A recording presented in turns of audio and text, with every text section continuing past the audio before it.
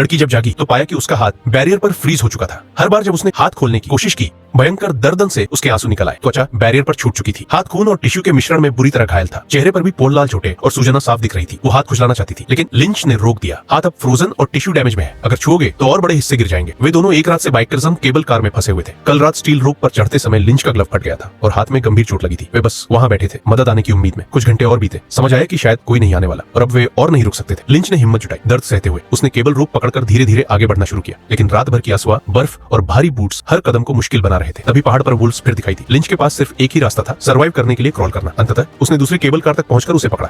उसने मेई से कहा, इसकी पोले फेंको, जितना दूर हो सके उतना। नीचे जाकर ये हमारी मदद करेगी। मेई आगे बढ़ी पोले लेने, लेकिन केबल कार को झूलने लगी। स्क्रू ढीले हो गए थे। फिर भी उसने डर को सहते हुए पोले फेंक दिया। लिनच के हाथ अब खून और जख्मों से भरे बाई थे, लेकिन वह जीवन बचाने के लिए आगे बढ़ता रहा। नीचे वुल्व्स बस उसे गिरने का इंतजार कर रहे थे। अंततः लिंच इस ऑपोजिट साइड बस तक पहुंच गया। स्टेयर्स के सहारे उसने जमीन तक उतरने की कोशिश की, लेकिन जैसे ही उसने स्की पोल उठाई, एक भूखी वुल्फ ने उस पर हमला किया। लिंच ने पोल उठाकर वुल्फ को भगा दिया और तुरंत इसकी बोर्ड पर बैठकर नीचे हुआ रेस्क्यू की तलाश में। मेई केबल कार में अकेली रेस्क्यू का इंतजार करती रही। एक पूरा दिन और रात गुजर गई, लेकिन कोई मदद नहीं आई। अब और रुकना मुमकिन नहीं था। नीचे बर्फ की मोटाई देखकर मेई ने डिसाइड किया, जंप करना ही होगा। लेकिन डैनी की ट्रेजेडी याद थी, इसलिए वो धीरे धीरे एज की तरफ बढ़ी। तभी केबल कार का स्क्रू टूट गया। मेई ने सीट पकड़कर धीरे धीरे झूलते हुए खुद को भी हाफ एयर में रोक लिया और फिर हिम्मत जुटाकर जंप कर दी। तभी केबल टूट गया और पुरानी कार नीचे गिर गई। मैकी लेग पर चोट लगी। दर्द सहते हुए उसने तुरंत ईस्ट माउंटेन पर क्रॉल करना शुरू किया। कई घंटे क्रॉल करती रही और देखा कि लिनच की कैरीमैन सिंह वहीं पड़ी है। असल में लिंच पहले ही वुल्व्स के हमले में मारा जा चुका था।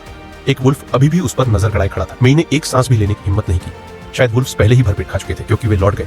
मेई ने अपनी हिम्मत जुटाई और आगे बढ़ती रही। अंततः वह हाईवे तक पहुंच गई। अपनी आखिरी ताकत लगाकर उसने एक कार रोकी और आखिरकार वह बच गई। कहानी की सीख, उनकी गलती थी कि उन्होंने शॉर्टकट और चीटिंग करके स्काई रिसोर्ट में एंट्री ली और इसके लिए उन्हें भारी प्राइस चुकानी पड़ी। जिंदगी में भी ऐसा ही है। जब हम शॉर्टकट या आसान रास्ता अपनाकर खुश होते हैं, पता ही नहीं चलता कि एक तरह कहीं पीछे से साइलेंटली आने वाला है।